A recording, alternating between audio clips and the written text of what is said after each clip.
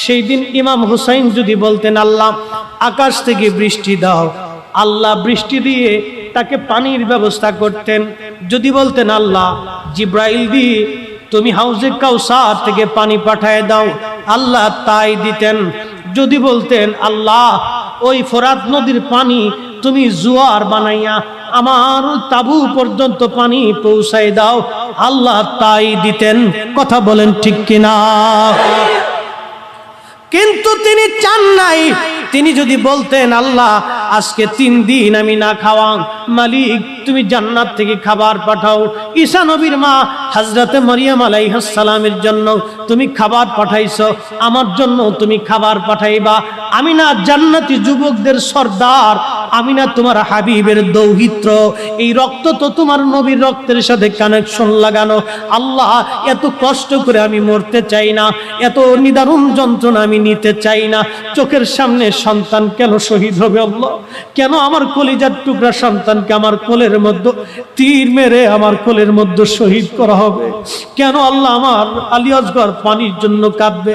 কেন আমার হযরতে জয়নুল আবিদিন পানির জন্য কাঁদবে? কেন আমার আলী আকবর চোখের সামনে শহীদ হবে? কেন আমার ইমাম কাসেম চোখের সামনে শহীদ হবে?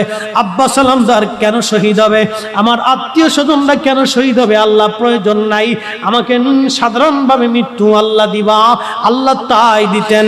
কিন্তু শাহাদাতের নজরানা ছিল এই গুনাহগার উম্মতকে তরানোর জন্য। কথা বলেন ঠিক কিনা?